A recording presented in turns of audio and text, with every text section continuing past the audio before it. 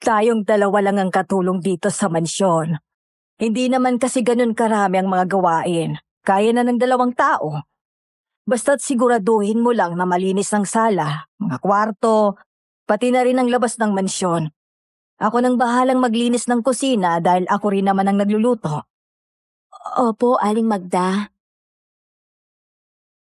Ito naman ang kwarto ni Ma'am Linda, ang asawa ni Sir Miguel. Hindi siya lumalabas ng kwarto dahil may sakit siya. Bawal kang pumasok dyan. Ako lang ang pwedeng maglinis ng kwarto niya. Ako rin ang magpapakain sa kanya, maliwanag? Opo. Mahalaga sa amo natin ang privacy. At bilang mga kasambahay, importante na ibinibigay natin sa kanila kung anong gusto nila. Alam kong ito ang unang beses mo sa ganitong trabaho. Kaya makinig ka sa akin dahil matagal na ako sa trabahong ito. Naiintindihan ko po. Nakikita mong maliit na pintong yan. Hindi mo rin yan pwedeng buksan. Ito ang daanan papuntang atik, kung saan matatagpuan ang ilan sa mga personal na gamit ni Sir Miguel. Ginawa niya na rin itong opisina, kaya wala kahit isa sa atin ang maaaring pumunta dyan. Opo. Tulong! Tulong! Si Ma'am Linda. Ma'am, anong nangyayari sa inyo? Ano kaya nangyari kay Ma'am Linda? Bakit bigla na lang siyang sumikaw? Tsaka, ang weirdo naman ng bahay na to. Ang daming bawal. Ang daming pinto na hindi pwedeng buksan. Pero kagaya nga ng sabi ni Aling Magda, kailangang irespeto namin ang privacy ng mga amo namin. Kaya magpo-focus na lang ako sa trabaho ko. Kailangan kong tandaan na ginagawa ko ang lahat ng to para sa pamilya ko. Ay, kalabaw! Ay, may tao pala sa likod ko. Ikaw bang bago namin katulong? Ako nga. Ikaw ba si Sir Troy? Ang anak ni na Sir Miguel at Ma'am Linda?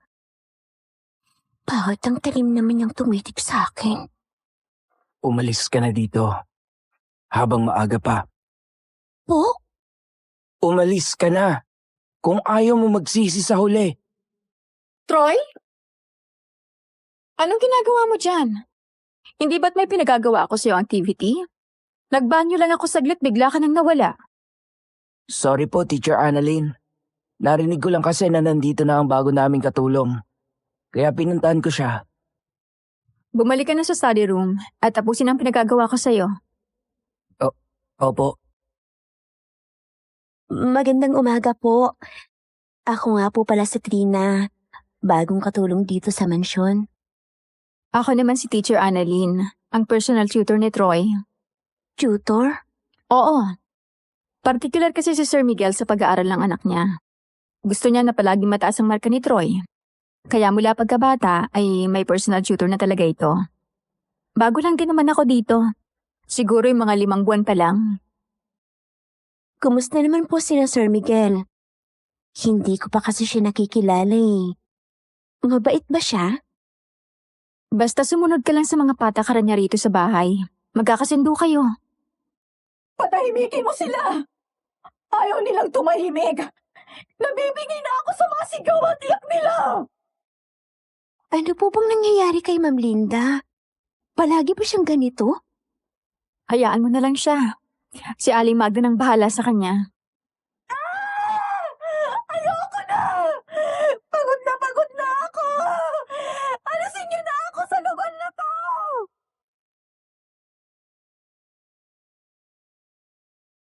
Magandang araw po sa lahat ng mga tagapakinig ng kwentong Takip Silim, lalong-lalo na sa paborito kong narrator. Tawagin niyo lang po akong Trina. Sa araw na ito, gusto kong ibahagi sa inyo ang nakakatakot kong karanasan noong 20 anyos pa lang ako. Nangyari po ito taong 1992 sa isang bayan sa Southern Leyte.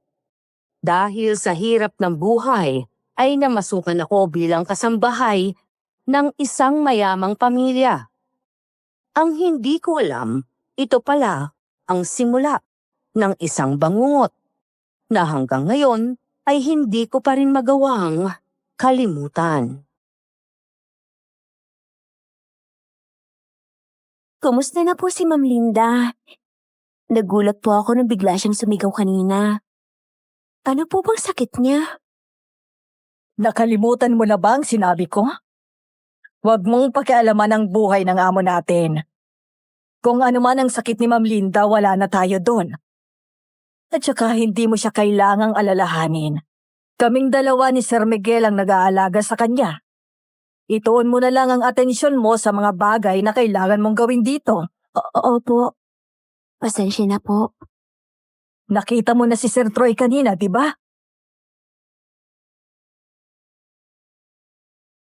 Nang bumalik sa alaala ko, ang binatang lumapit sa akin kanina. Sa tantya ko'y nasa 16 anyos ang edad niya. Halos magkasing tangkad lang kami. Sobrang kapal ng suot niyang glasses at may dala ring makapal na libro. Lagi siyang nakayuko at halos hindi tumitingin sa kausap niya. Pero ang mas tumatak sa akin ay ang sinabi niya kanina.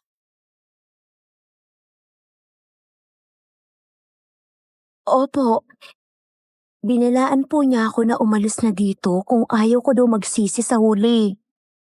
Hindi ko po siya maintindihan. Huwag mo na lang masyadong pansinin ang mga sinasabi niya. May pagka-weirdo talagang batang yon. Nakilala mo na rin ba si Teacher Annalyn? Opo. Nakilala ko na rin ang personal tutor niya. Naalala ko ang magandang babae na nagpakilala bilang tutor ni Sir Troy. Agaw pansin ng ganda niya.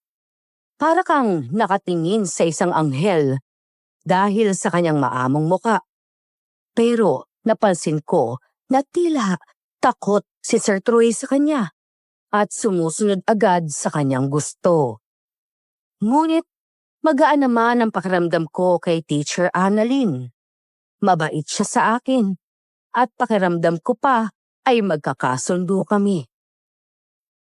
Kinagabihan ay sabay na naghapunan sina Sir Miguel, Sir Troy at Teacher Annalyn sa dining area. Umabot kasi ng gabi ang tutorial nila dahil Sabado kinabukasan at hindi niya kailangang pumasok ng eskwelahan. Hanggang ngayon ay hindi ka pa rin nagiging first honor, Troy. Nasa na ba ang ipinangako mo sa akin noon? Akala ko ba'y nag-aaral ka ng maayos? Sorry po, Pa. Hindi ko kailangan ng sorry mo. Ang gusto ko ay gawin mo ang gusto ko. Huwag mo akong ipinapahiya. Sir, kahit paano naman po ay may improvement na si Troy. Mas tumataas na ang grades niya. At malaki po ang kumpiyansa ko na makukuha niya rin po ang top spot sa klase nila. Siguraduhin mo lang. Kinuha kita dahil ang sabi nila ay isa ka raw magaling na guro. Kaya umaasa ako na matutulungan mo ako sa anak ko. Huwag po kayong mag-alala, Sir Miguel. Ako po ang bahala sa anak niyo. Wala akong pakialam kung anong klase ang pagtuturo na gagamitin mo sa kanya. Basta ang gusto ko lang ay siguraduhin mong siya ang magiging pinakamagaling sa lahat. Opo. Kagaya po ng ipinangako ko sa inyo. Siya ang mamumuna sa klase nila. Mabuti naman kung ganun. Sir Miguel, ito nga po pala si Trina, ang bago nating kasambahay. Magandang gabi po, sir.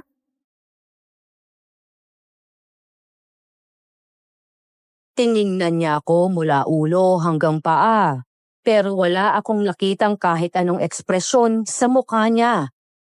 Hindi ko po napigilan ang sarili kong kilabutan sa kanya. Unang kita ko pa lang kasi sa amo ko, naramdaman ko na agad na may mali sa kanya. Tunay na nakakatakot siya.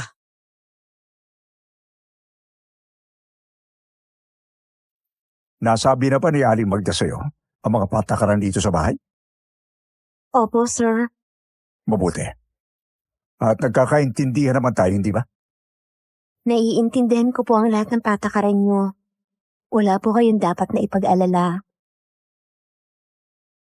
Ano nangyayari? Ay, hindi ko po alam kung bakit nagpapatay sindi ang ilaw. Tulong!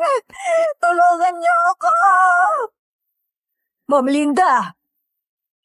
Han, bakit ka bumaba?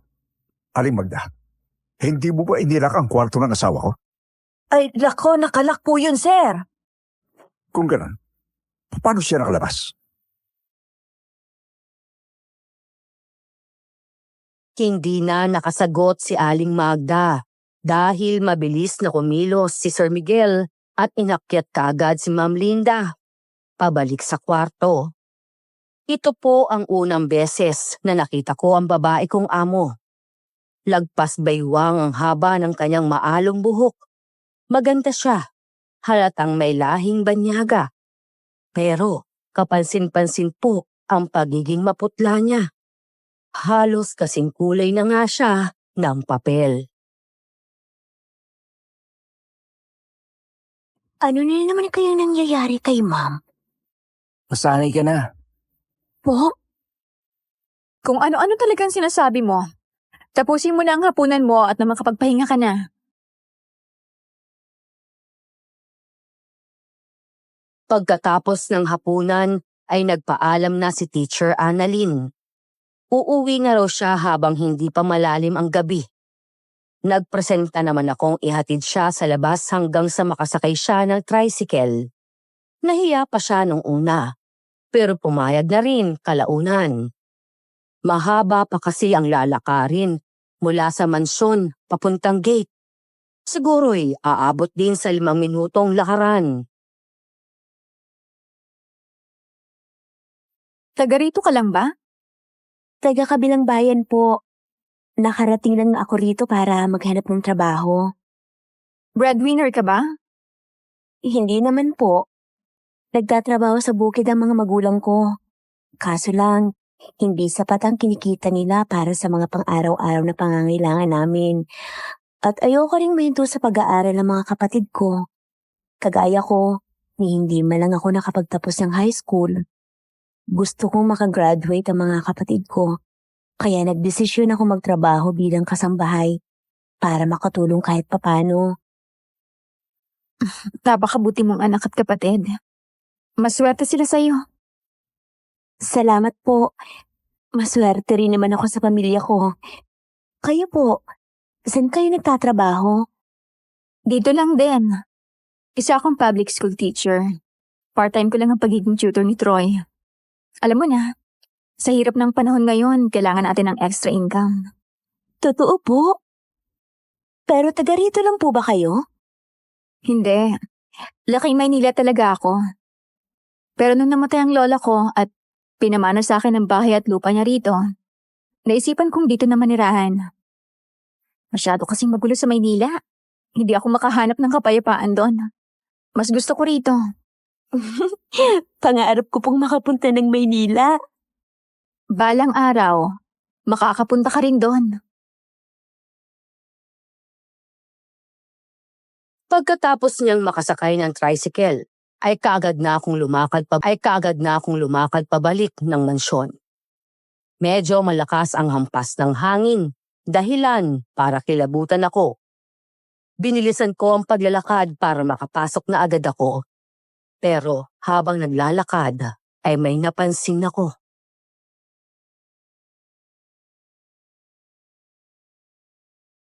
Ano yun? Pag-aspasyon ng ibon na. Pero bakit wala naman ako makitang ibon na lumilipad? Hindi kaya. Bigla kong naalala ang kwento sa akin ng namayapa kong lola.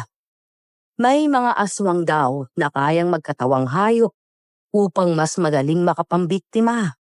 Yung iba ay nagiging aso, baboy remo, at meron namang nagiging ibon.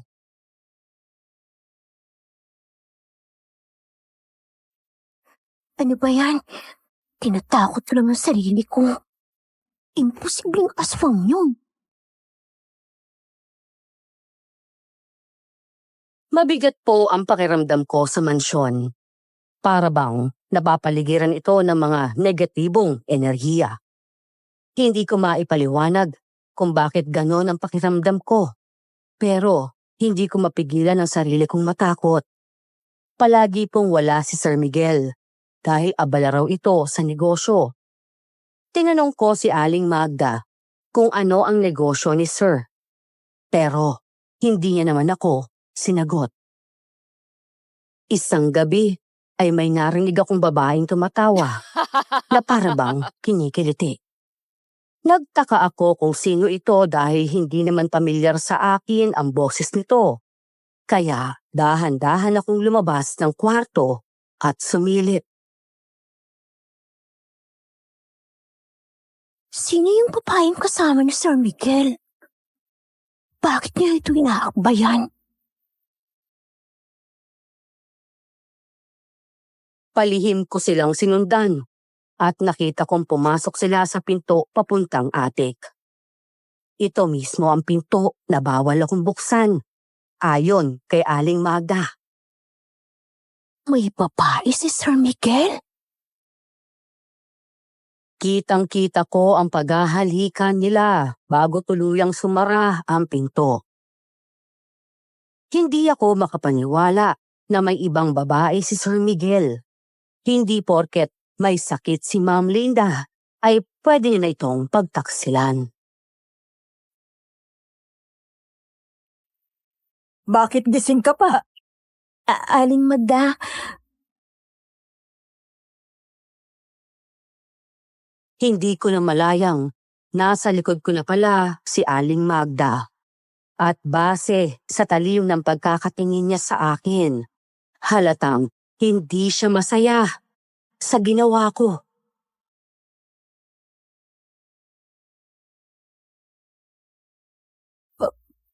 pasensya na po. 11:00 na ng gabi. Hindi ba dapat ay tulog ka na? Maaga ka pang gigising bukas para sa mga gawaing bahay.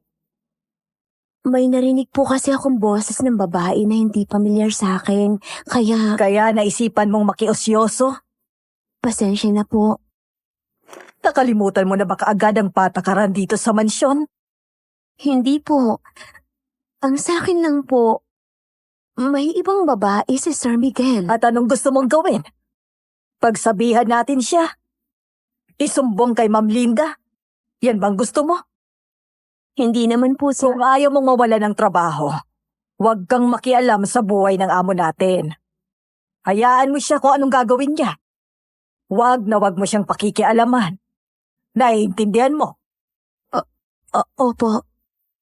Balik na sa kwarto. Magpahinga ka na. Nagmamadali akong bumalik sa kwarto dahil sa takot kong mas lalo pang magalit sa akin si Aling Magda.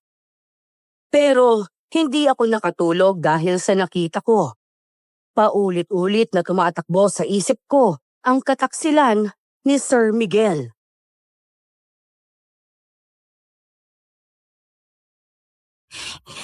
Ano ba, Tina? Umayos ka nga. Ayaw mong mawala ng trabaho, di ba? Di mag-focus ka na lang sa mga dapat mong gawin. Huwag ka na lang makialam sa buhay ng amo mo. Huwag kang chismosa. Kung ano man ang nangyayari sa pamilya nila, hindi mo na yun problema.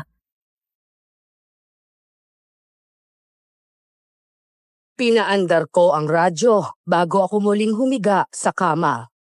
Nagbabaka sakali ako na aantukin ako habang nakikinig ng radyo. Pero kabaliktaran ang nangyari. Isang dalaga na naman ang nawawala sa ating bayan. Si Emma, 25 anyos, ay huling nakita ng kanyang pamilya 3 araw na ang nakakalipas. Nagpaalam raw ito na a-attend sa birthday party ng kaibigan. Pero ayon naman sa kaibigan nito, hindi raw ito dumalo sa selebrasyon. Hanggang ngayon ay pinaghahanap pa ito ng mga pulisya at umaasa ang kanyang pamilya na matatagpuan pa nila itong buhay. Si Emma ang ikalimang missing person sa loob lang ng 2 buwan. Kaya lalong lumalakas ang suspetsya ng mga tao na may dumukot sa mga ito. Pinapayuhan naman ng mga otoridad ang lahat na magdoble ingat. At hanggat maaari, huwag nang lumabas ng bahay kapag gabi. O Diyos ko, hindi na talaga ligtas sa panahon ngayon. Paano kung isa sa mga kapatid ko ang madukot? O di kaya'y ako mismo ang susunod na magiging biktima? Ay, ano pa yan? Mas lalo ko lang tinatakot ang sarili ko eh. Kung ano-ano nilang talagang iniisip ko.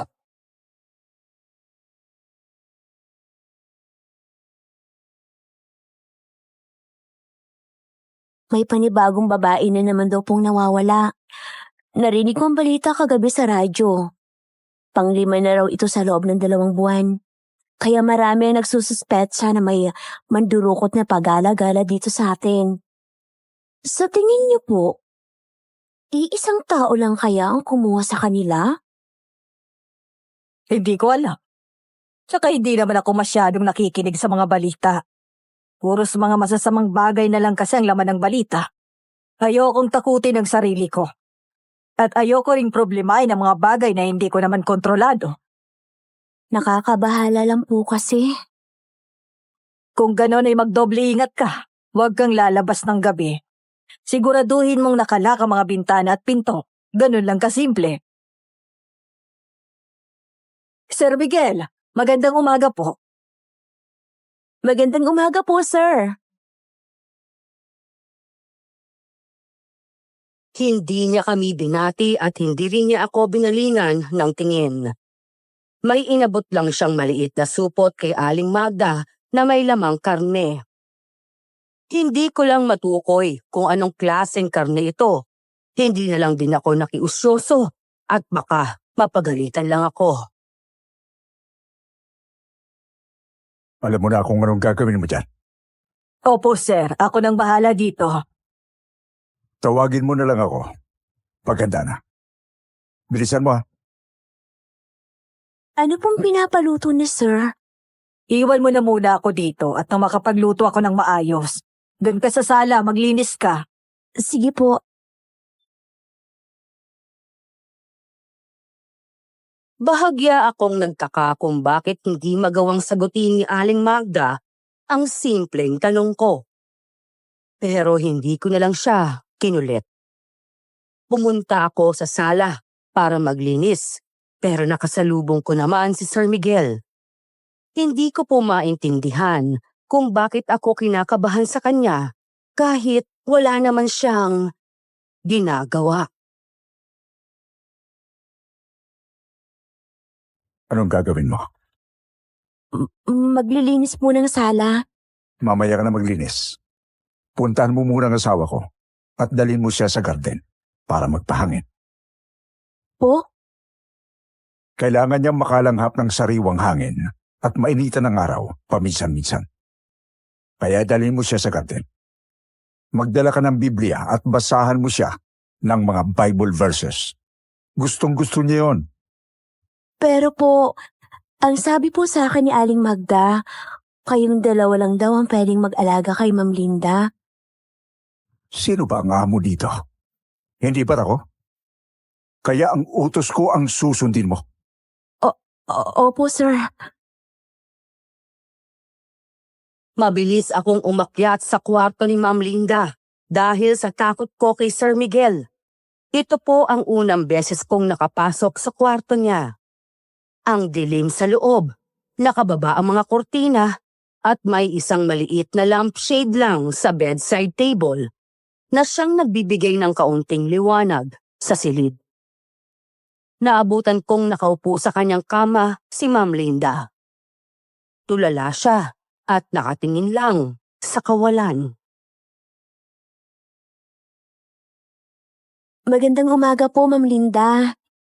Ako nga po pala si Trina, bagong katulong po dito sa mansyon. Hindi siya sumagot. Ni wala akong nakuhang kahit konting reaksyon mula sa kanya. Pero nung inalalayan ko naman siyang tumayo at maglakad, ay kaagad siyang sumunod sa akin. Nagpasalamat na lang ako at hindi niya ako pinahirapan. Palabas na sana kami ng kwarto. Nang biglang, Paano umandar yung kripo sa banyo? Wala namang tao dun na. bumangon ang kaba sa dibdib ko. Pero mas pinili kong tapangan ang aking sarili. Sandali lang po, Mama. Mabilis akong pumunta sa banyo at nagmamadaling pinatay ang gripo. Nadaanan ko naman ang Bible na nasa may estante katabi ng banyo. Kinuha ko ito at binalikan si Ma'am Linda. Tara na po. Sino yun? Nandito na naman siya. Po? Sino po? Marami sila. Hindi lang siya nag-isa. Umaaligid lang sila dito sa mansyon. Sino pong tinutukoy niyo, Ma'am?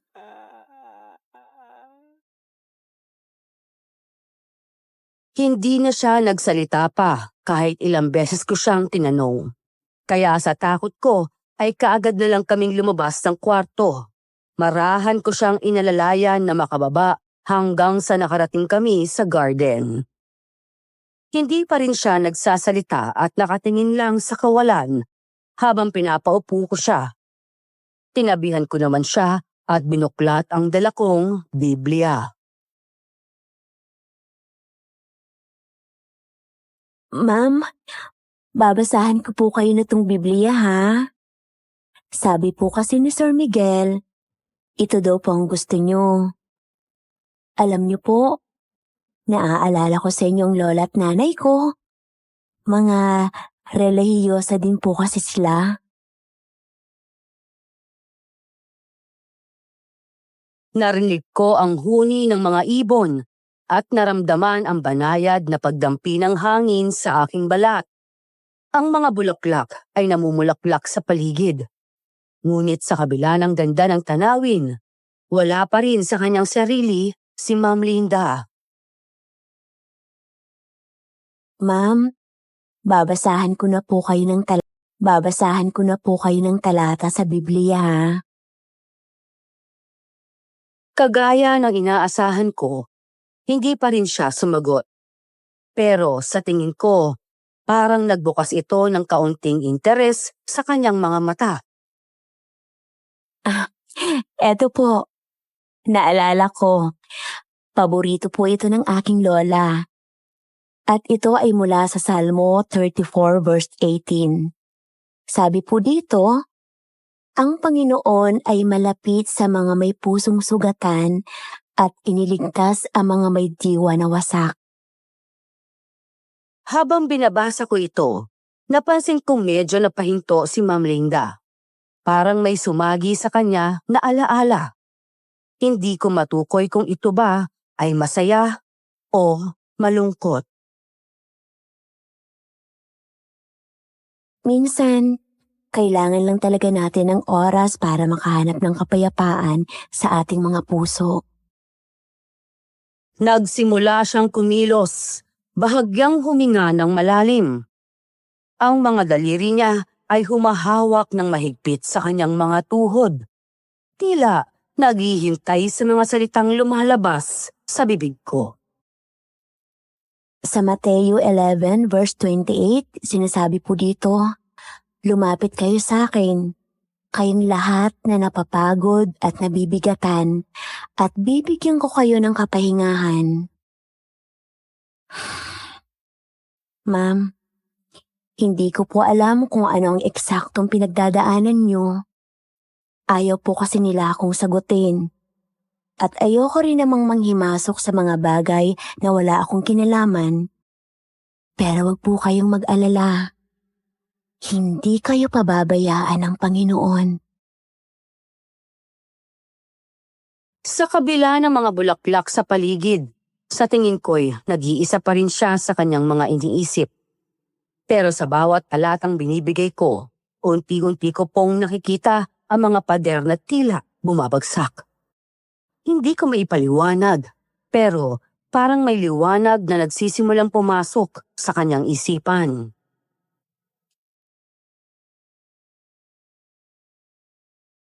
Trina, nandito pala kayo ni Ma'am.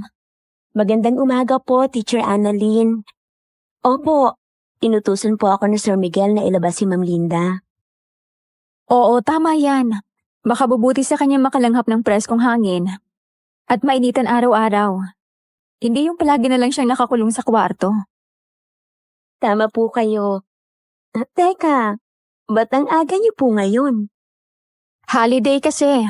Walang pasok sa eskwelahan. Kaya maaga namin sisimulan nito ang tutorial session.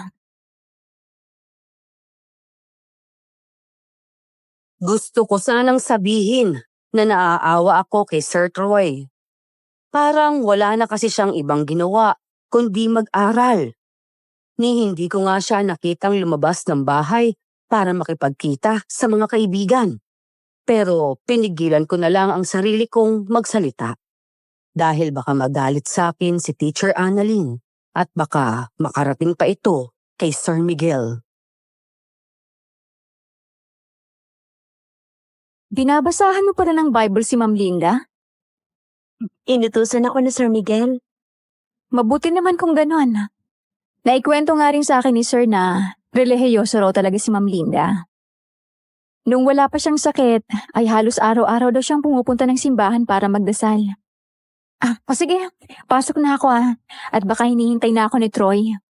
Huwag na po kayo magpapagabi Siguro nabalitaan niyo na po ang tungkol sa sunod-sunod na pagkawala ng mga babae dito sa atin.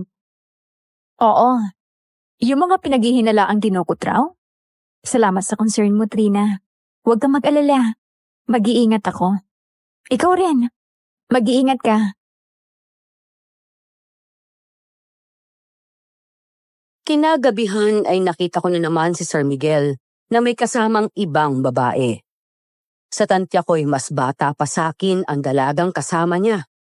Nasa 18 o 19 anyos lamang yata ito. Matangkad ang babae.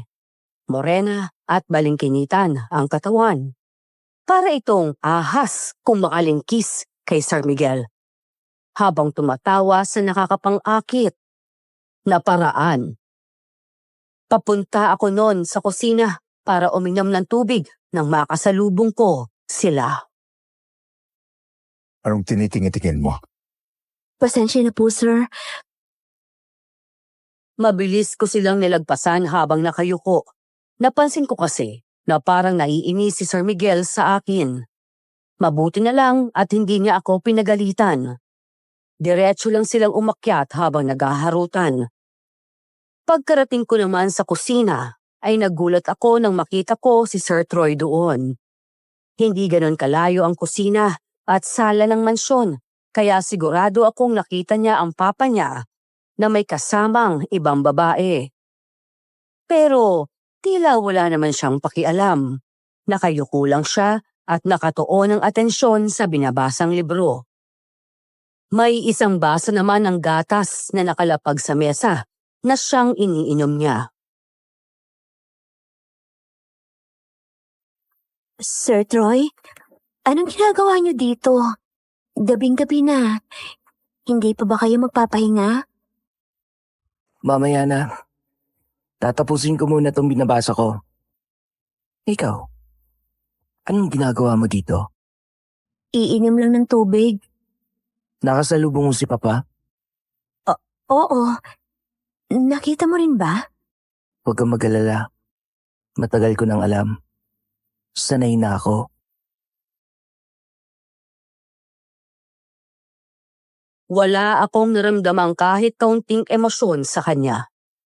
Para bang wala siyang pakialam sa ginagawa ng papa niya. Hindi na lang din ako nagtanong dahil hindi ko rin naman alam kung ano ang sasabihin ko sa kanya. Isa pa, pinangako ko sa sarili kong hindi ako makikialam sa buhay ng mga amo ko. Alam mo, hanga ako sa dedikasyon mo sa pag-aaral. Wala naman akong choice eh. Gusto ni Papa na ako maging pinakamagaling sa klase namin. At hanggat hindi ko naaabot ang gusto niya, Hindi ako pwedeng tumigil. Teka, bakit may mga pasaka sa braso? Na paano yan? Dapat lang sa akin to. Ano? Kahit anong gawin ko, palagi lang akong nasa pangalawa ng klase namin. Hindi ako ang pinakamatalino. At dahil dito, ay ikinakahiya ako ni Papa. Kaya tama lang nasaktan niya ako bilang parusa. Sinasaktan ka ni Sir Miguel? Magpapahinga na ako. Teka lang, Sir Troy. Hindi na ako nakapagsalita dahil basta na lang niya akong tinalikuran. Sobrang bigat po ang loob ko habang naaalala ang mga naglalakihang pasa sa kanyang braso. Hindi ko alam kung paano siya sinaktan ng sarili niyang ama para magkaroon ng ganong kalaking pinsala. Pero hindi tama, nasaktan siya nito dahil lang hindi siya ang pinakamatalino sa klase nila. Habang tumatagal, ay mas bumibigat ang loob ko sa mansyon. Napansin ko ang pagiging strikto ni Sir Miguel. Halos hindi niya kinakausap ang anak niya kung hindi naman tungkol sa pag-aaral nito ang usapan. Kaya naman, hindi na ako nagtaka kung bakit ilag si Sir Troy sa sarili niyang ama. Alam ko rin na alam ni Aling Magda ang lahat ng nangyayari. Pero nanatili siyang pipi at bingi. Kaya naman kahit gusto kong tumulong, pinilit ko na lang ang sarili ko na huwag makialam. Kailangan ko kasi ang trabahong ito at hindi ako pwedeng matanggal. Isang gabi, naglilinis ako sa kusina nang marinig kong may babaeng umiiyak at tumatakbo sa may sala.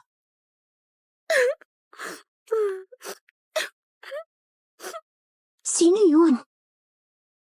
Dahan-dahan akong pumunta sa sala, pero wala akong nakitang kahit isang tao doon. Kumabog ng sobrang lakas ang dibdib ko nang biglang umandar ang gripo sa kusina. Mabilis ko itong pinatay at papasok na sana ako sa kwarto ko pagkatapos. Pero dumako ang tingin ko sa maliit na bintanang nasa tapat mismo ng lababo. Bigla ko napansin na may aninong parang tao na nakatayo sa ilalim ng malaking puno sa likod ng bahay. Sino yung babaeng yun? Ba't para siyang nagmamasid sa bahay? May kailangan kaya siya? O baka isa siya sa mga babae ni Sir Miguel? Unang tingin ko po sa kanya ay para lang siyang isang normal na babae. Siguro'y mas matangkad lang siya ng kaunti sa akin. Nakaitim na pang itaas siya at kulay itim rin ang kanyang mahabang saya. Hindi ko rin siya mamukaan dahil bukod sa nakayuko siya, ay may suot rin siyang itim na balabal. Hanggang sa... Oh, Diyos ko!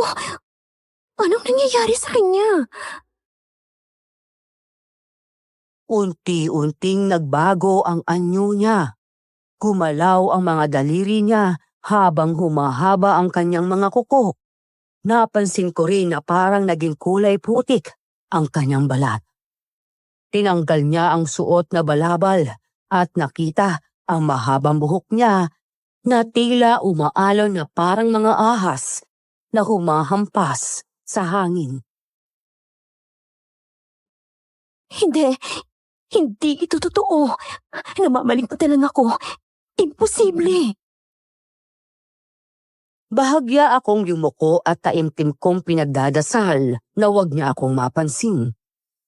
Bahagya akong nadarama ang mga pawis sa ulo ko habang pinagmamasdan ang halimaw na nagmamasid sa paligid. Anong ginagawa niya dito? Imbis na mag-isip pa, ay mabilis na lang akong tumakbo papunta sa kwarto ko. Pero nasa may sala pa lang ako, ay natigilan na ako nang makasalubong ko si Sir Miguel.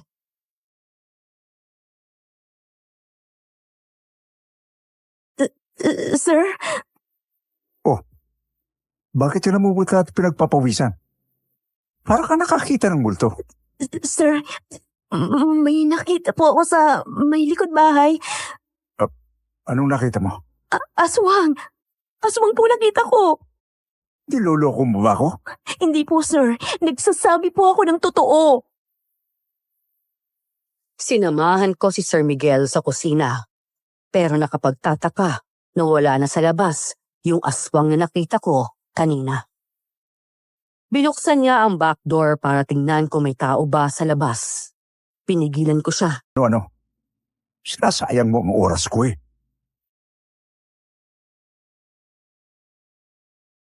Hindi na lang po ako muli pang nagsalita dahil baka lalo lang siyang mainis sa akin. Tinalikuran na ako ni Sir Miguel kaya nagmadali akong pumunta sa kwarto ko. Sinigurado ko munang nakalak ang pinto at bintana. Pagkatapos ay nagtalokbong ako ng kumot. Nanginginig pa ako sa takot nun at buong magdamag rin akong hindi nakatulog. Totoo po, Aling Magda. May nakita talaga akong aswang sa likod bahay kagabi. Kitang-kita ko po mula dyan sa bintana sa tapat ng lababo. Naniniwala naman ako sa iyo eh. Talaga po? Oo naman. Sa tanda kong to, marami na akong narinig na mga kwento tungkol sa aswang. At ako rin mismo ay minsan ang nakakita ng aswang. Kaya alam kong totoo sila. Ano po kayang ginagawa ng aswang dito kagabi? Hindi kaya tayo ang gusto niyang biktimahin? Huwag kang mag-isip ng masama. Basta't magdasal ka lang. At palagi ka ring mag-iingat. Naputol ang pag-uusap namin nang bigla na namang dumating si Sir Miguel, dala ang isang supot ng karne. Pakiluto, Aling Magda. Bilisan niyo lang at nagugutom na ako. Tawagin niyo agad ako pagtapos na kayo magluto. Ako nang bahala dito, sir. Sige. Bakit po laging may dalang karne si Sir Miguel? Siya po bang bumili niyan? Huwag ka nang mag-usisa. Ang mabuti pa'y mamalengke ka na lang.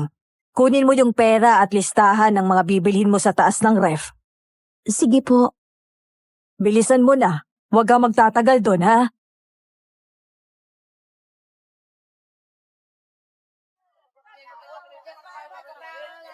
Ay, naku, sinabi mo pa.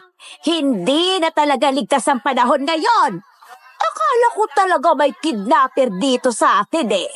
Pero aswang lang pala. Nakita mo naman yung nangyari kay Berto, di ba? Wak-wak ang dibdib at tiyan. Halos wala nang natira sa labang loob. Totoo.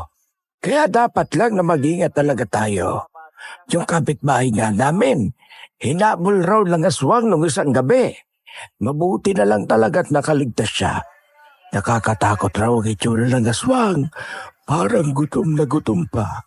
Ay, Diyos ko, wag sana yung mangyari sa atin. Kinilabutan po ako habang nakikinig sa usapan nila. Umalis na lang ako dahil hindi ko na kayang makinig pa sa kanila. Tapos na ako sa pamamalengke noon kaya umuwi na agad ako.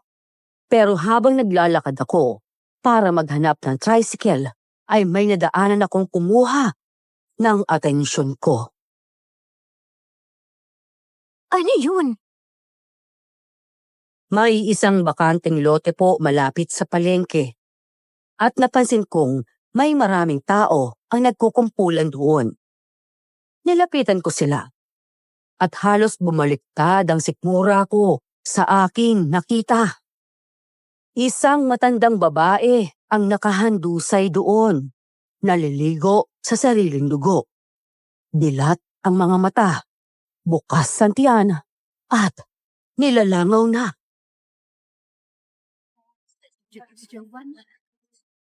Oh, Diyos ko. Hindi na talaga ligtas ang panahon ngayon. Teacher Annalyn, ano pong ginagawa niyo dito? Wala po ba kayong pasok? Nag-half day ako dahil masama ang pakiramdam ko. Tapos nadaanan ko to. Kaya naisip ko makiusyoso. Walang ibang pwedeng may gawa nito, kundi aswang. Hindi tayo nakakasiguro dyan. May nakita po akong aswang kagabi. Nakakatakot ang itsura. Pero bigla na lang itong nawala. Totoo man o hindi ang aswang, mas mabuti kung palagi tayong mag-iingat. Maging mapagmasid tayo sa paligid at palaging siguraduhin ang kaligtasan natin. Tama po kayo. O sige, mauuna na ako. Kailangan ko pang mamalengke.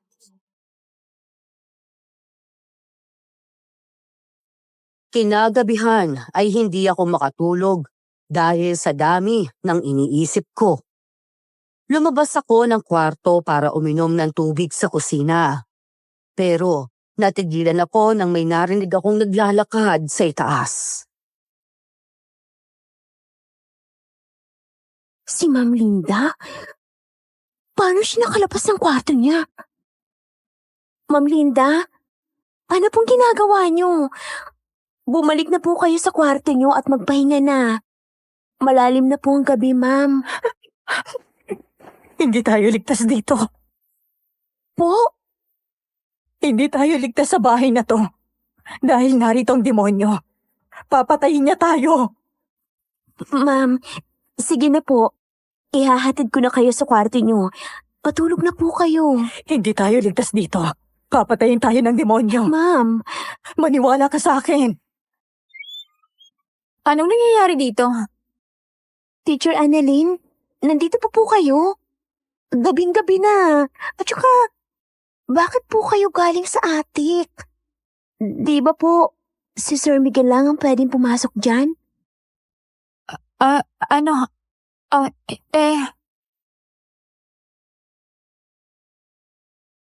Hindi niya magawang salubungin ang tingin ko. Napansin ko naman na medyo magulo pa ang buhok niya na sinusuklay niya gamit ang kanyang mga daliri.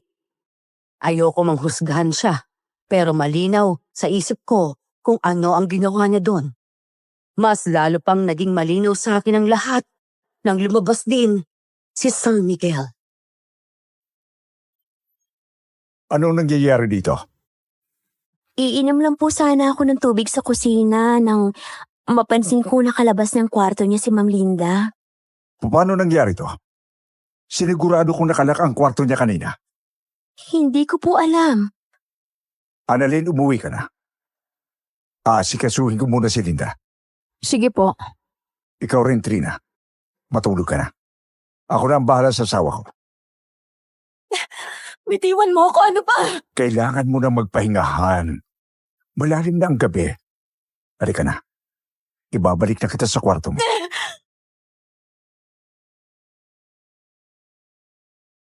Hindi matanggal sa isip ko ang aking nakita noong nakaraang gabi. Hindi ako makapaniwala na isa si Teacher Annalyn sa mga babae ni Sir Miguel. Mataas ang tingin ko sa kanya dahil alam kong isa siyang marangal na babae. Sobrang malayo sa karakter niya ang pagiging kabit. Pero siguro nga, tama ang sabi ng mga magulang ko. Hindi mo talaga lubusang makikilala ang isang tao sa loob lang ng sandaling panahon na nakasama mo ito. Kinabukasan ay naabutan kong nag-uusap sa may kusina sina Aling Magda at Teacher Annalyn. Hindi muna ako nagpakita at nagtago sa isang sulok upang pakinggan ang pag-uusap nila. Ito bang plano mo? Kunwari narito ka para i-tutor si Sir Troy. Pero ang totoo, gusto mo lang palang landi ng amo natin. At huwag kang magkakaila. Dahil alam kong may namamagitan sa inyong dalawa ni Sir Miguel. Nilalandi? Diyan ka nagkakamali, Aling Magda. Parang kabaliktaran pa nga ang nangyayari eh. Ako ang nilalandi ng amo natin. Kasalanan ko ba kung nabighanin siya sa angkin kong ganda? Naririnig mo ba ang sarili mo? Isa kang guro, Annalyn. Maghunos dili ka nga. May asawa ng amo natin. Asawang wala sa sarili. Halos hindi nagsasalita. At hindi rin naman napapakinabangan ni Miguel. Sa tingin mo ba, sa kondisyon ni Ma'am Linda, ay nakakapagsiping pa silang dalawa? Parang hindi na. Bastos kang babae ka! Lalaki lang si Sir Miguel. May mga pangangailangang sexual rin siya. At hindi na ito natutugunan ng kanyang asawa. Masama ba? Kung gusto ko lang namang punan ang pagkukulang ni Ma'am Linda? Siya pa rin ang legal na asawa. Oo, alam ko naman yon. At wala rin naman akong planong palitan siya sa posisyon niya. Sa tingin mo ba, pangarap kong maging asawa ni Sir Miguel? Kaya pag galit na galit ka sa akin? Wala kang dapat na ipag-alala, Aling Magda. Pinapangako ko sa iyo. Pareho lang naming tinutugunan ang mga sexual na pangangailangan ng isa't isa.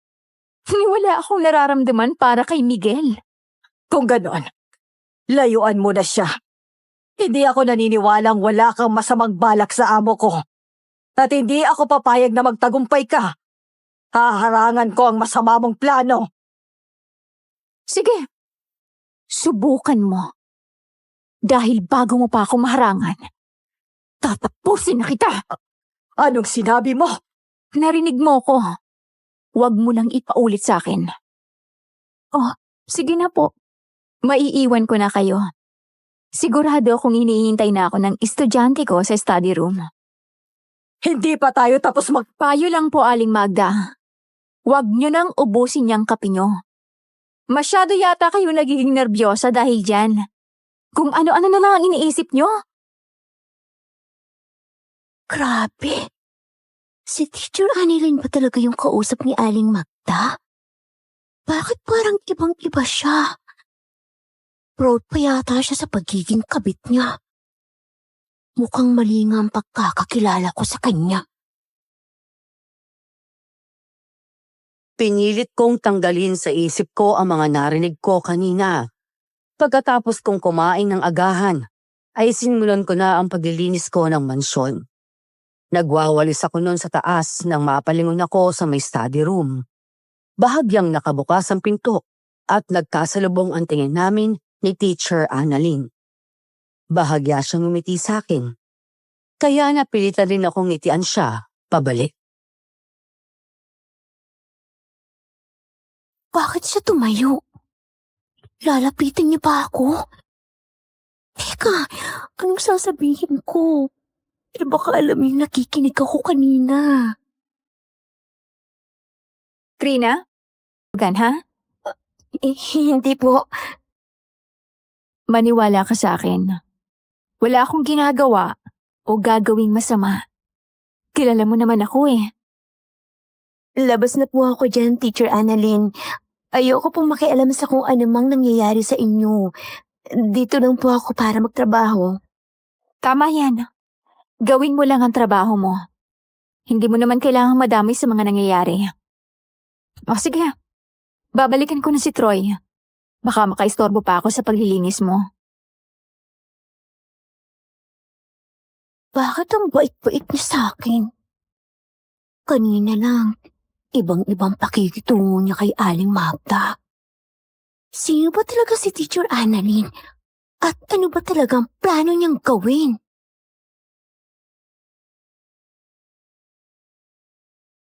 Muli kong sinubukang tanggalin ito sa isip ko at pinagpatuloy na lang ang paglilinis. Kung ano man ang gustong mangyari ni Teacher Annalyn, wala na ako dun. Basta ang importante ay ginagawa ko ng maayos ang trabaho ko. Kinagabihan ay biglang sumama ang panahon. Malakas ang ulan na sinamahan pa ng malakas na hampas ng hangin.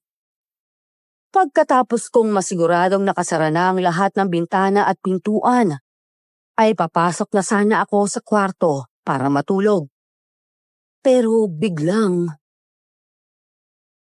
Si Ma'am Linda? Bakit nakalabas na naman siya ng kwarto niya? Ma'am Linda, bakit po kayo lumabas? May kailangan po ba kayo? Huwag po kayong matakot, ma'am. Tulog lang po yun. Nandito po ako. Halina po kayo. Ibabalik ko na po kayo sa kwarto nyo. Hindi. Ayoko. Bitiwan mo ako. Ma'am, sige na po. Ayoko! Ma'am Linda! Hindi ko napaghandaan ang lakas niya, kaya mabilis niya akong naitulak. Bumagsak ako sa sahig at mabilis namang tumakbo si Ma'am Linda. Ma'am Linda, hindi po kayo pwedeng pumasok dyan. Oh, Diyos ko, lagot ako kay Sir Miguel pag nalaman niyang nakapasok ang asawa niya sa atik. Kailangan ko siyang pigilan. Mabilis kong hinabol si Ma'am Linda, kahit alam kong bawal akong pumasok doon. Pagkabukas ko sa pinto, ay nakita ko ang isang makipot at paikot na hagdan paakyat sa atik. Hindi na ako nagsayang ng oras at kaagad na akong umakyat doon. Ma'am Linda, bumalik na po kayo dito. Bawal po tayo pumasok dito. Sige na po, ma'am. Mapapagalitan po ako ni Sir Miguel nito eh. Napahinto ako nang sa wakas ay makarating na ako sa loob ng atik. Naabutan ko si Ma'am Linda na nakatayo sa gitna. Umiiyak.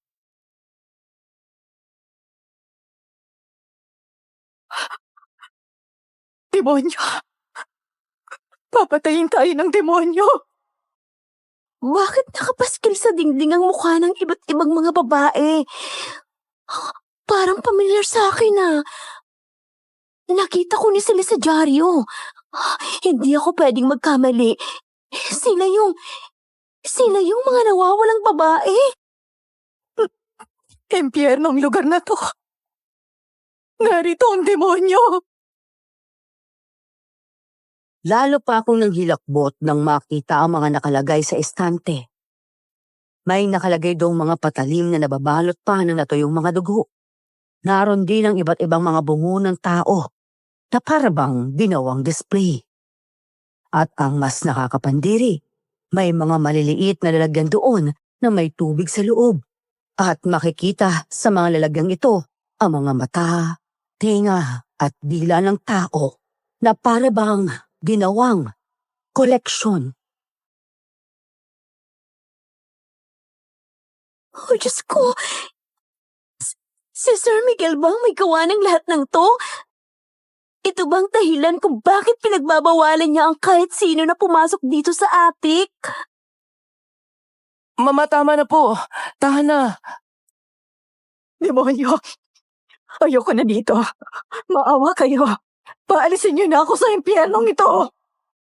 Sir Troy, bakit kayo nandito?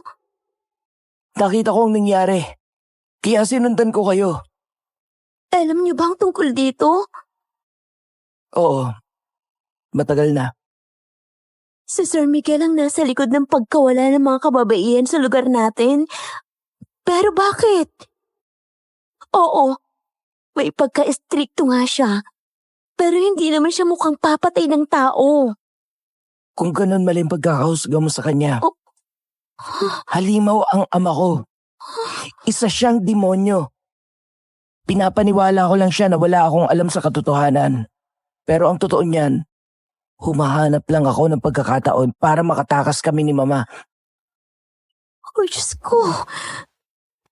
Sadista ang ama ko. Pumapatay siya ng tao dahil ito ang nagpapasaya sa kanya. Kinakain niya ang lamang loob ng mga ito.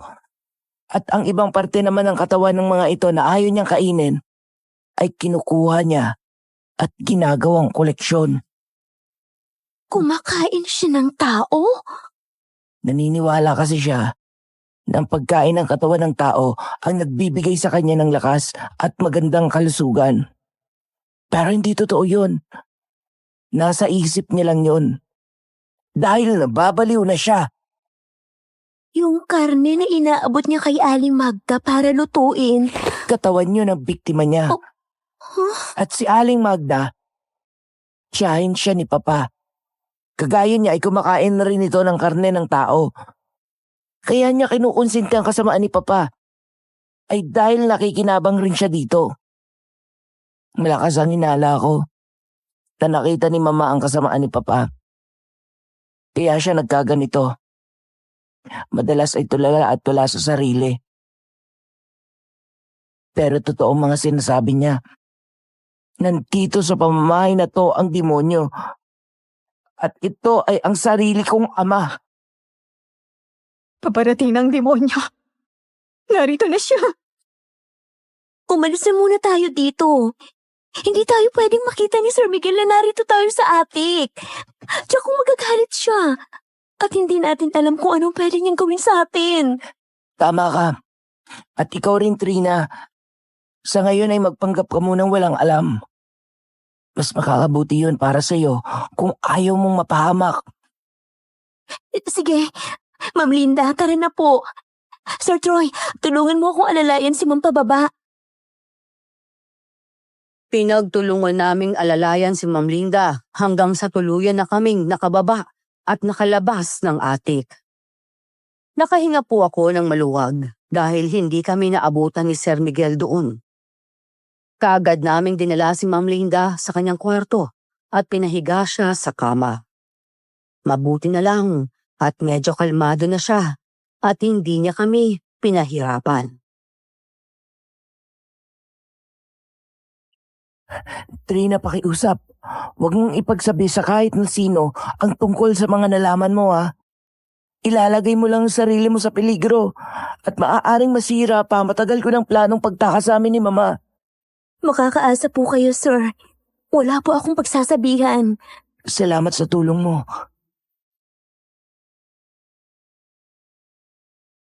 Iniwan na namin si Ma'am Linda sa kanyang kwarto upang makatulog na ito. Hinatid ko rin muna si Sir Troy sa kanyang kwarto bago ako bumaba para magpahinga na rin.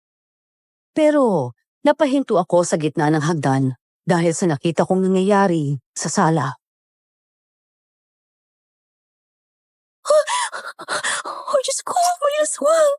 May aswang na nakapasok sa mansyon. At si Aling Magda, patay na siya. Nakahandusay sa sahig si Aling Magda. Dilahat ang kanyang mga mata at wakwak ang dibdib niya. Tumaas ang balahibo sa nakita ko. Walang awang kinakain ng aswang ang kanyang limang loob. Mahaba ang buhok ng aswang, kulay putik ang kanyang balat. At mahaba ang kanyang kuko. Para akong naestatwa sa aking kinatatayuan. Gusto kong tumakbo at magtago, pero hindi ako makakilos. Nung nakatingin siya sa akin, ako nang isusunod niya. Sa pagkakataong ito ay nagawa ko na din kumilos sa wakas. Nakita kong tumakbo ang aswang patungo sa akin. Sinikap kong tumakbo ng mabilis dahil alam kong hindi ako sasantuhin ng aswang. Habang tumatakbo, ay una kong nakita ang pinto papunta sa attic. Hindi na ako nakapag-isip pa at diretso akong pumasok doon.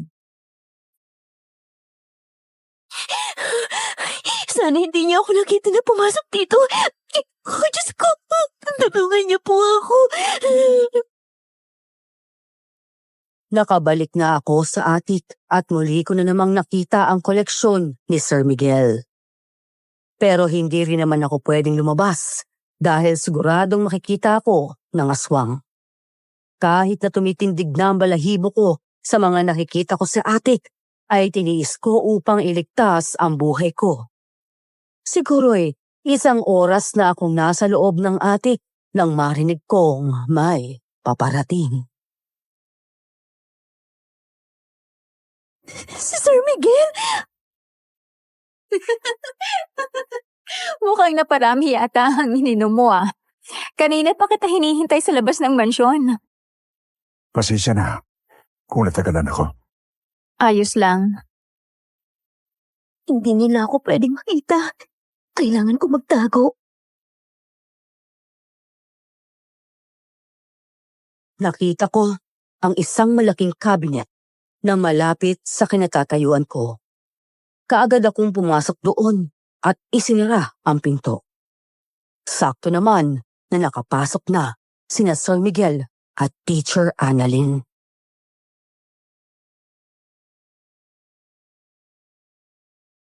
Anong gagawin natin kay Aling Magda?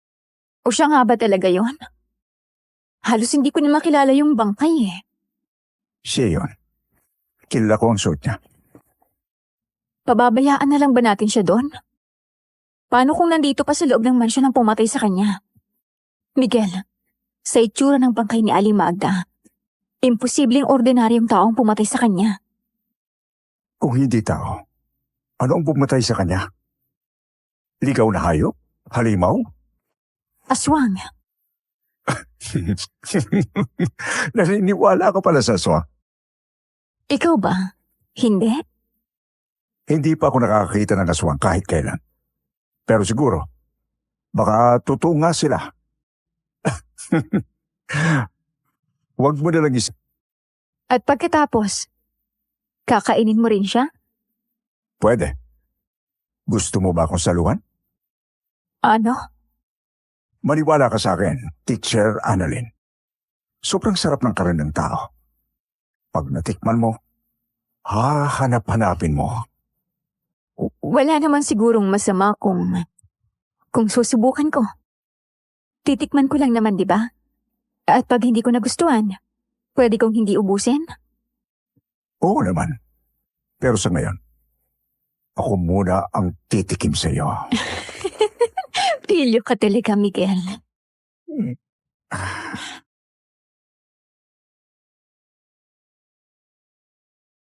Nakita ko ang paghahalikan nila habang nagtatawanan. Itinulak ni Sir Miguel si Teacher Annalyn sa sofa. Pagkatapos ay sinunggaban niya na ito ng mapusok na halik. Masaya ko. Nabukas ang isipan mo para subukan ang bagay na ginagawa ko. Oo naman. Lahat ay gagawin ko para sa'yo. Lahat-lahat? Oo, lahat. Kung ganon, siguro ay panahon na para isama kita sa mga koleksyon ko. Anong ibig mong sabihin? Si Sir Miguel, nag-iiba ang kulay ng balat niya. Kulay putik. Tsaka humahaba rin ang kuko niya. Oh, Diyos ko po. Isa siyang aswang. Natatakam ako sa iyo, Annalyn. Huwag kang matakot. Sandali lang ito. Hindi kita papahirapan. Miguel, hindi mo ko pwedeng patayin. Bakit naman hindi? Dahil ako ang papatay sa'yo! Halos humiwalay sa katawan ko ang aking kaluluwa sa sunod na nangyari. Humaba rin ang mga kuko ni Teacher Annalyn. Naging matalim ang kanyang mga mata at naging kulay puti ang kanyang balat. Katapusan mo na! Isa ring aswang si Teacher Annalyn. Sino ka ba talaga? Matagal mo na bang plinano ang lahat ng to? Jane Saavedra, naalala mo ba siya? Hindi ko kilala ang tinutukoy mo. Oo nga naman. Sa dami ng babaeng pinatay mo, imposibleng maalala mo pa silang lahat. Isa lang siya sa mga biktima mo. Hindi na ibalita ang pagkawala niya. Pero alam na alam kong ikaw ang pumatay sa kanya. Kaano-ano mo ang babae yon at ganito ka kaapektado. Pati ako na kapwa mo aswang ay gusto mong patayin para lang sa isang tao. Kasintahan ko siya! May babaeng kasintahan siya. Dahil sa hirap ng buhay, napilitan siyang tanggapin ang alok mo sa kanya. Ang akala niya, katawan niya lang ang gagamitin mo. Pero wala siyang kaalam-alam sa madilim mong plano. Itinago niya ito sa akin dahil alam kong ayaw niya akong masaktan. Pero ang hindi niya alam, sinundan ko kayong dalawa hanggang sa nakarating kayo sa mansyon. Hindi ako nakapasok, pero nagmanman ako. Hindi na muli pang nakalabas ng bahay na to ang nobya ko. Pinatay mo siya! Anong gusto mong gawin ko? Humingi ako ng tawad sa'yo? Huwag na. Dahil hindi rin naman kita patatawarin. Alam mo ba, hindi ko naman talaga dapat tatanggapin ang pagiging aswang.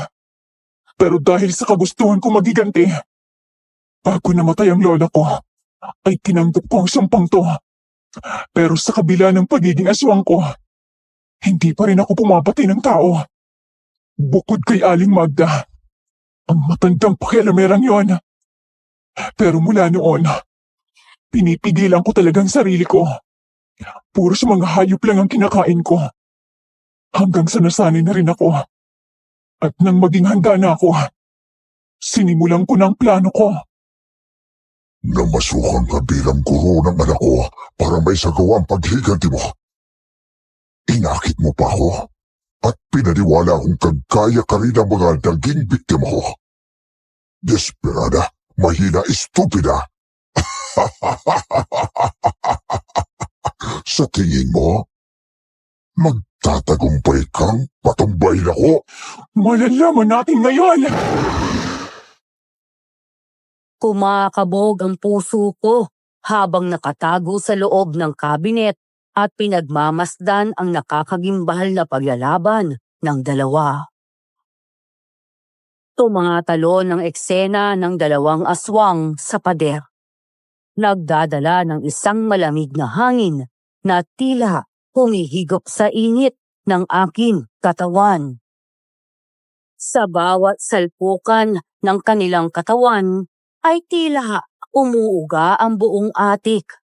Nabasag ang mga gamit, ang mga lumang libro at lumang kasangkapan ay nahulog mula sa shelves. Parang boses ng kanilang alitan na sumasabay sa tunog ng pagkabasag. Pati na rin ang mga koleksyon ni Sir Miguel ay nahulog at nabasag sa sahig. Nakakabinging ingay ang naglipana. Sa mga minutong ito, mag-isa lang ako sa kabinet na nagtatago at nanginginig sa takot. Tingnan natin kung hanggang saan ang tapang mong babae ka. Oh, Diyos ko, bumagsik si Teacher Annalyn. Hindi niya na yata kayang taputin ang lakas ni Sir Miguel. Baka mapatay siya nito. Akala ko po, dito na magtatapos ang sagupaan nila. Pero nagulat ako nang makarinig ako ng isang malakas na pagkabasag. Isang bintana ang nahulog at nakita ko, sa gitna ng lahat ng kaguluhan, ang katawan ni Teacher Annalyn na nagbago. Sa isang iglap, siya ay naging isang dambuhalang ibon na may kulay itim na mga balahibo. Mabilis itong lumipad palabas ng bintana bago pa man ito tuluyang maatake ni Sir Miguel. Annalyn! Bumalik ka rito! Hindi pa tayo tapos! Bakas ang galit sa ekspresyon ni Sir Miguel at alam kong hindi siya basta-bastang susuko. Ilang saglit lang ay bigla ring nagbago ang kanyang anyo. Kagaya ni Teacher Annalyn ay naging isang malaking ibon rin siya. Mabilis siyang tumalon at sumunod kay Teacher Annalyn palabas ng bintana. Parang isang eksena sa pelikula. Ang dalawa nilang itim na anyo ay lumipad sa madilim na kalangitan, tila mga ibon na nasa gitna ng isang away. Diyos ko, ano ba yung nasaksiyan ko?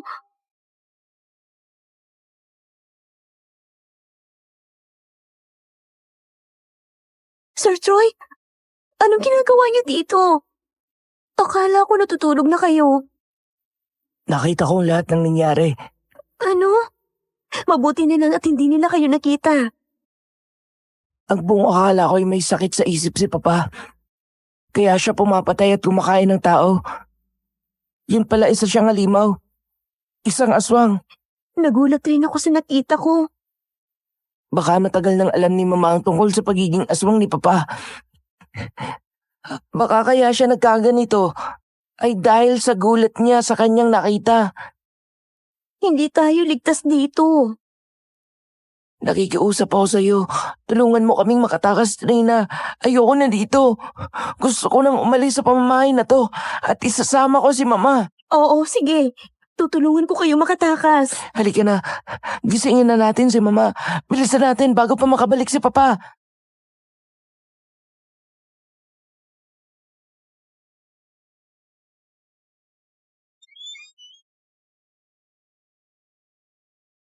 Ayaw nila akong patahimikin. Iyak nang iyak ang mga kaluluwa. Humihingi sila ng hustisya. Ma'am Linda, bakit kayo nakadapa sa sahig? Sir Troy, tulungan mo ako. Patayuin natin si Ma'am. Ma, halika na. Aalis na po tayo dito. Alam ko ng sikreto ni Papa. At sigurado ako matagal mo na rin alam ang totoo. Kaya ka nagkaganito. Hindi po tayo ligtas dito. Hindi. Bitiwan mo ako. Hindi ako sasama sa'yo. Halimaw ka. Huwag po kayong matakot sa akin. Ako po to, Ma. Si Troy, ang anak ninyo. Hindi ako si Papa. Halika na. Hindi tayo pwedeng magsayang ng oras. Umiiyak pa rin si Ma'am Linda habang inaalalayan namin siya. Sakto naman na huminto na ang ulan, kaya makakalabas na kami ng bahay. Nadaanan pa namin ang bangkay ni Aling Magda sa sala. Pinatay siya ng demonyo. Ma, halika na. Umalis na tayo. Pumunta tayo sa simbahan. Hindi tayo masusundan ng aswang doon. Sa simbahan na lang tayo mag-usap kung saan tayo pupunta bukas. Basta malapasan lang muna natin ang gabing to. O sige, doon tayo dumaan. Mas mabilis tayo makakarating sa simbahan pag doon tayo dadaan. Marami rin ng mga puno doon. Kaya may pagtataguan tayo at hindi basta-basta makikita ni Papa. Kabisado mo bang daan yan? Oo, kabisado kong daan na yan. Hindi tayo maliligaw. Nagtiwala ako kay Sir Troy at kaagad na kaming dumiretso sa daang itinuro niya. Madilim doon at tanging ang liwanag ng buwan lang ang nagsilbing gabay namin sa paglalakad.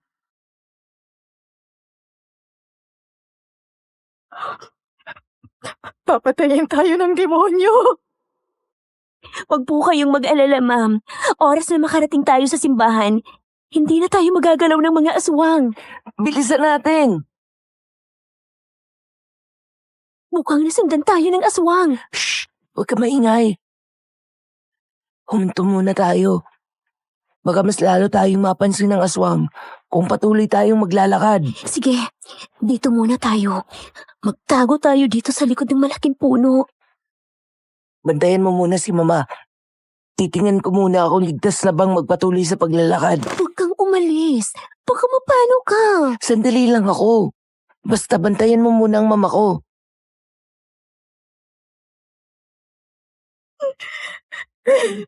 Shh! Huwag po kayong mag-ingay. Umalis na tayo dito. Hintayin po muna natin si Sir.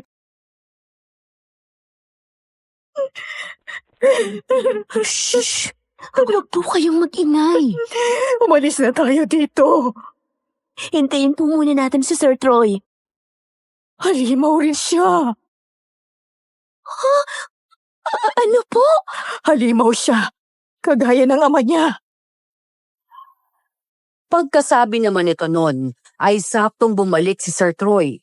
Pero mahaba na ang kanyang mga kuko, matalim ang kanyang mga mata, at nakakapangilabot ang kanyang itsura. Tama nga po si Ma'am Linda. Aswang rin ang anak niya. Halina po kayo, ma'am. Tumakbo na tayo. Bilisan natin. Habang tumatakbo kami ni Ma'am Linda sa madilim na gubat, ay ramdam ko ang hirap namin sa paghinga. Mas mabilis at mas mabigat. Sa likuran namin ay naririnig ko ang mga alon ng yapak ng aswang. Tumatakbo rin ito na parang pusa. Ang kanyang mga mata ay kumikislap sa dilim. puno ng galit at gutom. Ma'am, kaya niyo po ba? Kaya ko pa. Huwag tayong kuminto sa Nanlaki ang mga mata ko nang makitang nadapa si Ma'am Linda at umikot ang katawan sa lupa. Tumingin ako sa likod namin. Hindi ko nakita ang aswang. Pero alam kong anumang oras ay masusundan na kami nito. Ma'am, tutulungan po kayong tumayo. Kinabahan ako dahil narinig ko ang mga hakbang ng aswang na parang mas malapit na sa amin ngayon. Napatingin ako sa tuhod ni Ma'am Linda at nakita ang mga dugo na unti-unting umaagos. Ma'am, kailangan mo bumangon. Trina, ang sakit. Bumangon ka lang, ma'am. Tutulungan kita. Nilakasan ko po ang aking loob sa kabila ng takot. Kinabig ko si Ma'am Linda at inalalayang makatayo. Ma'am, bumangon ho kayo. Kaya mo to. Sa tulong ko ay unti-unti siyang nakatayo. Samantala, narinig ko naman ang mga yabag ng aswang na mas lumalakas na sa pagkakataong ito. Isang hakbang pa, ma'am. Isa pang hakbang. Nahihirapan ako. Ang sakit ng sugat ko sa binti. Mabilis kaming tumakbo sa madilim na daang yun. Nag-aalab po ang puso ko sa takot, pero mas nanaig pa rin ang kagustuhan kong makaligtas. Pero napahinto kami sa pagtakbo ng...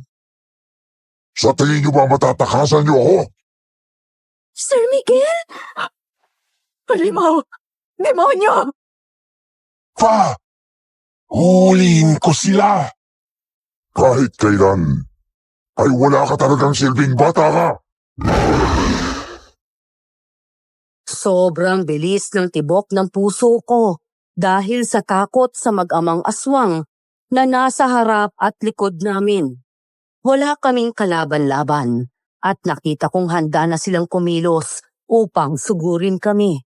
Pero bago pa man sila nakalapit sa amin, ay may narinig na kaming isang malakas na ingay. Biglang may bumagsak sa lupa sa mismong harap namin ni Ma'am Linda na para bang protektahan kami. Napatitig ako sa bagong dating na aswang at hindi ako pwedeng magkamali. Si Teacher Annalyn po ito. Huwag kang makialam dito. Pati sarili mong asawa'y handa mong saktan. Napakasama mong hayop ka! Hindi nag-atubiling umatake si Teacher Annalyn.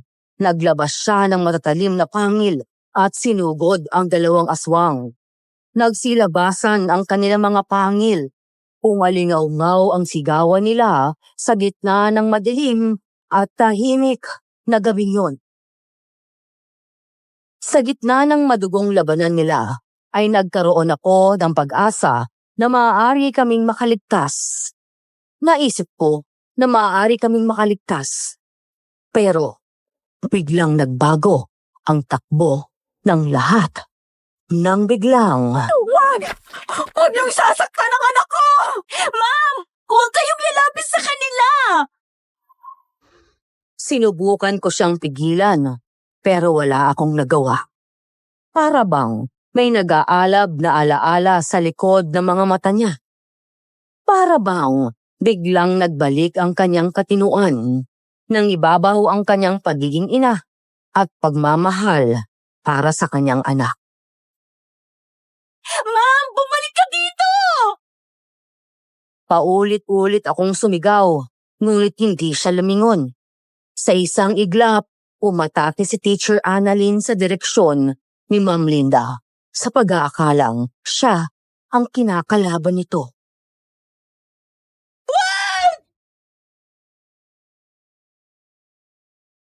Nakita kong sumabog ang dugo sa hangin. Nanlaki ang mga mata ni Ma'am Linda.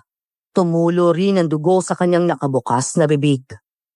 At bumagsak siya sa lupa. Ma'am Linda! Nilapitan ko si Ma'am Linda, pero nangihina na po siya at hirap na sa paghinga. Niyakap ko siya habang bumubuhos ang luha ko. Ma'am, lumaban po kayo! Umanda ka, Annalyn. Tatapusin ko ang buhay mong babae ka! Pagbabayaran mo ginawa mo sa aking ina! Tingnan natin ngayon kung hanggang saan ang tapang niyo! Hindi nagtagal ay lalong sumiklab ang labanan ng tatlong aswang sa harap ko. Buong tapang na nilabanan ni Teacher Annalyn ang mag-amang aswang. Ang kanyang mga mata ay puno ng determinasyon habang sinusugod ang kanyang mga kaaway. Pangil sa pangil. Hindi ako natatakot sa inyo! Sumugod sina Sir Troy at Sir Miguel sa kanya. Napakabilis ng mga galaw nila, pero nakamamangha ang liksi ni Teacher Annalyn dahil nagawa niyang iwasan ang bawat pag-atake ng mga ito. Hayop ka! Wala siyang kamalay-malay na sinusugod na pala siya ni Sir Troy mula sa kanyang likuran.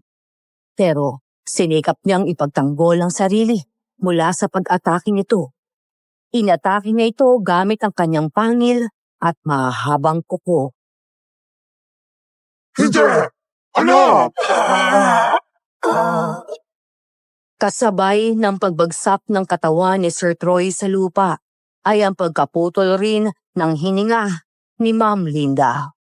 Iyak ako ng iyak, pero alam kong wala na akong magagawa upang pigilan ang nakatakdang mangyari. Walang hiya ka! Pinatay mong mag-ina ko! Kulang pa to sa lahat ng buhay ng biktima mo! Kaya ngayon, ikaw naman ang tatapusin ko! Lalong tumalim ang mga mata ni Teacher Annalyn at walang ano-ano ay sinugod niyang huli si Sir Miguel. Sa puntong yun ay nangihina na po ito at wala nang nagawa upang labanan ang lakas ni Teacher Annalyn.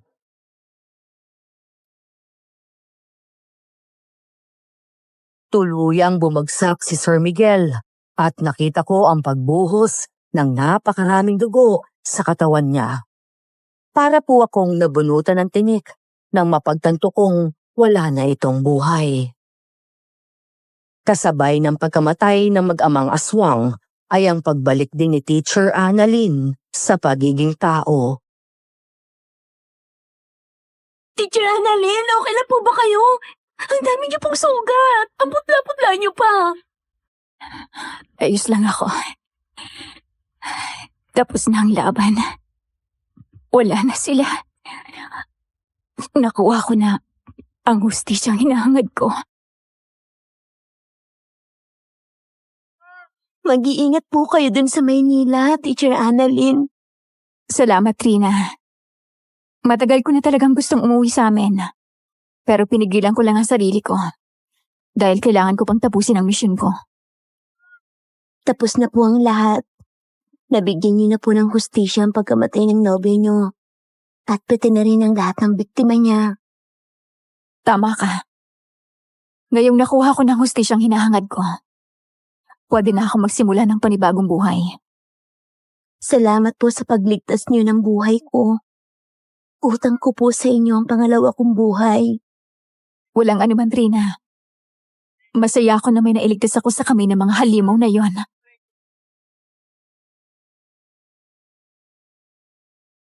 Mula noon ay wala na akong narinig na balita tungkol kay Teacher Annalyn. Hindi na siya bumalik sa amin kaya hindi na rin kami nagkita pa. Pagkatapos ng 3 buwan ay nakahanap po ako ng bagong amo na naging sobrang bait sa akin. Tinulungan po ako ng bago kong amo na makapagtapos ng pag-aaral. Pagkalipas ng ilang taon ay nakapagtrabaho naman ako bilang domestic helper sa bansang Taiwan. Dahil dito ay nagkaroon kami ng magandang buhay ng aking pamilya. Pagka-uwi ko ng bansa natin, ay nakapag-asawa ako at nagkaroon ng 2 anak. May mga maliliit na negosyo kami ngayon at ito ang pinagkakabisihan namin ngayon ng aking asawa. Hanggang dito na lang po ang aking kwento. Maraming salamat po sa pagkakataong ito na maibahagi ko ang aking karanasan. Salamat rin po sa lahat ng mga nakikinig ngayon. God bless us all.